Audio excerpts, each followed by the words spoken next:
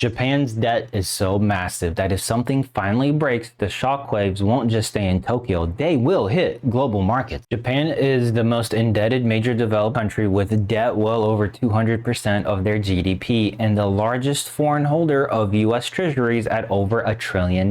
Now, that combination matters because if Japan's bond market demands higher interest rates, the government's costs jump and fast. And if Japan has to stabilize its currency or fund itself at those higher rates, one of the easiest pressure valves is money flowing back home, sometimes by selling overseas assets, which raises an important but dangerous question. What happens to the US interest rates and global liquidity if the largest foreign holder of treasuries is forced to change course? Because right now, something is shifting in Japan's bond market and the chain reaction is already starting. Japan's 10-year government bond yield just hit 1.98%, the highest since 2007. Their 30-year yield is at levels we haven't seen since 1999. Their 40-year bond just hit an all-time record high. So why does all this matter? Because when Japan's bond yields spike, it creates pressure for Japanese investors to pull their money out of US markets and bring it back home. We are talking about potentially hundreds of billions of dollars flowing out of US treasuries and the US stock market. One strategist at Societe Generale warned that this could trigger global financial Armageddon, and we already got a preview of what this looks like. In August 2004, Japan's stock market crashed 12% in a single day, its worst crash since Black Monday in 1987. The shockwave crossed the Pacific, and the S&P 500 dropped nearly 5% in just 2 days. And that was just the tremor. The real earthquake might still be coming. Because here's the thing, it's not just Japan. China has massive debt. The UK has massive debt. France has massive debt. And of course, the United States is now sitting on $36 trillion of national debt. All these countries are interconnected through ownership in each other's bonds. A shock to one can cascade through the entire system. And Japan might just be the weakest links that breaks first. To understand why Japan matters right now, we have to go back about 30 years. In the late 1980s, Japan was on top of the world. The economy was booming. Real estate was insane at one point. The land under the Imperial Palace in Tokyo was supposedly worth more than all the real estate in California. Japanese companies were buying up American landmarks. Then the bubble burst, stocks crashed, real estate collapsed. Banks were drowning in bad loans. What followed became known as the lost decade. Except it wasn't 1 decade. It became 2, then 3. Japan fell into a cycle of stagnation and deflation they still haven't escaped. The government tried everything: stimulus, bailouts, infrastructure spending. When none of it worked, they handed the problem to the central bank. The Central Bank of Japan then cut rates to 0. Then in 2016, they went negative. You were literally paying the government for the privilege of lending them your money. But they didn't stop there. The Bank of Japan started buying government bonds. So many that at one point they owned over half the entire market. They, at that point, became the market. And to keep long-term rates pinned down, they introduced yield curve control. Anytime the 10-year yield tried to raise, the central bank would step in and crush it. This created a strange equilibrium. The government could borrow endlessly at a near 0% interest rate. Debt hit 200% of GDP, the highest of any developed nation, but nobody panicked because the interest payments were basically nothing. It's like maxing out your credit cards but only paying $10 a month in interest. You owe a fortune, but the payments are manageable, so who cares? Well, the problem is this only works if rates stay at 0 forever. For 3 decades, Japan fought through deflation. Prices were not rising. Actually, sometimes they were actually falling. And that is terrible for an economy because people will delay purchases because why buy today if it will be cheaper tomorrow? But starting in 2022, something changed. Inflation came back, and not just a little. Japan's inflation has been running above the Bank of Japan's 2% target for 3 years straight. Part of this was blamed on the global supply chain issues from COVID. Part of it was energy prices spiking after Russia invaded Ukraine. But whatever caused it, Japanese consumers were suddenly seeing prices rise in a way they hadn't experienced in over a generation. And the Bank of Japan, well, they were caught flat-footed. Their entire policy for decades has been about creating inflation. Now that they had it, they did not know what to do. At first, they insisted it was temporary, transitory, as central bankers love to say, but it just kept going and Japanese citizens started to get angry. Real wages were falling because prices were rising faster than paychecks. The weak yen, a side effect of their zero-rate policy, made imported goods even more expensive. So in March of 2024, the Bank of Japan did something historic. They ended negative interest rates for the first time in 17 years. They also officially abandoned yield curve control, the policy that had kept a lid on bond yields for years. Since then, they've continued rising rates. They are now at 0.75% and the market expects them to hit 1%. Now, that 0.75% might sound tiny compared to the US rates, but for Japanese, this is a massive shift. They're going from a world where borrowing was essentially free to a world where it actually costs something. And when interest rates rise, bond prices fall. That's just basic bond math. So Japan's bond market, which had been artificially held in place for decades by the central bank manipulating its pricing, all of a sudden is now experiencing volatility. Now here's where Japan's problems become everyone's problems. For years, you could borrow money in Japan at essentially 0% interest. So investors did something kind of clever. They borrowed yen for almost nothing and converted it to dollars or pesos or whatever other currency they wanted and invested in assets that actually, well, paid you something. Stuff like US treasuries yielding 4 to 5%, emerging market debt yielding a lot more, and tech stocks that just kept climbing. As long as the yen stays weak and the Japanese rates stay low, it's basically free money. Borrow at 0, earn 4, 5, and even 10% and pocket the difference. This is called the yen carry trade, and it's not some obscure hedge fund strategy.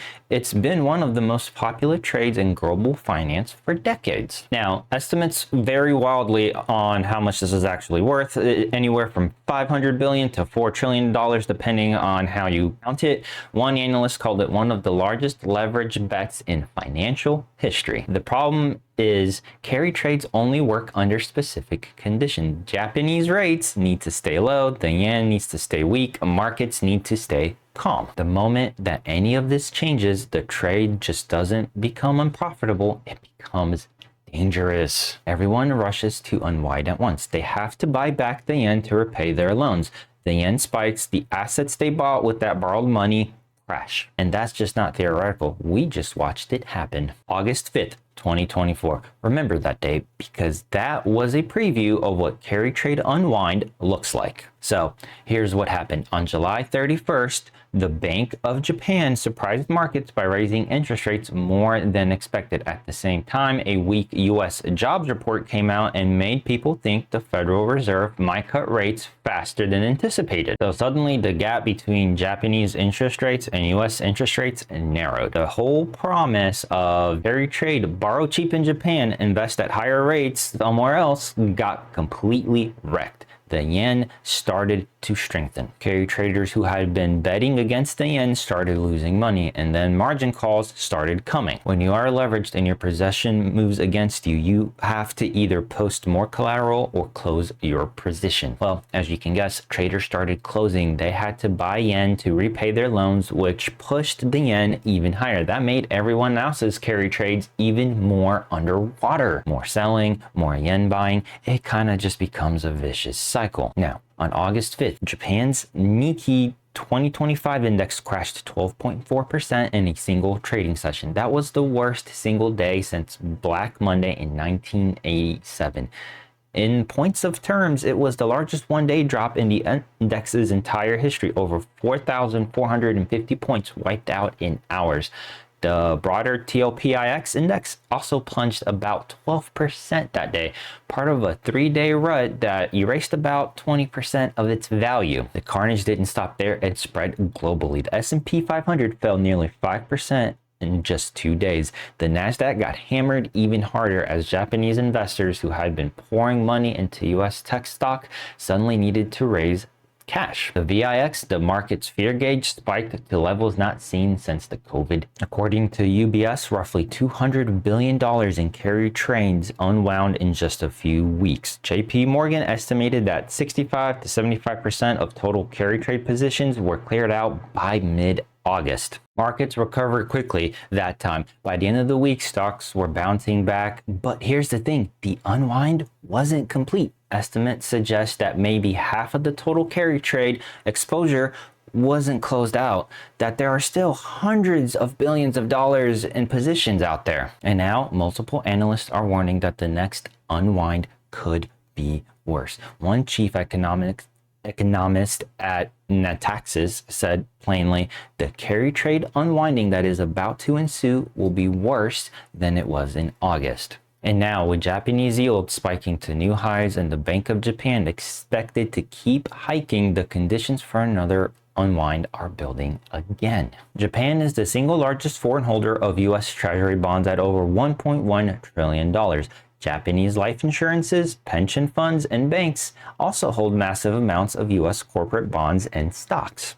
And for decades, they have had a good reason to invest abroad. Japanese bonds paid nothing, zero, or even negative yields. So if you're a Japanese pension fund that needs actual returns to pay retirees, you had to look overseas. U.S. Treasuries offered about 4 to 5%, U.S. stock offered growth, and the weakening yen boosted your returns when you converted back. But now, all that is changing. Japan's 30-year bond now yields over 2.9%. The 40-year is over 3.3%. For the first time in a generation, Japanese investors can get real returns at home.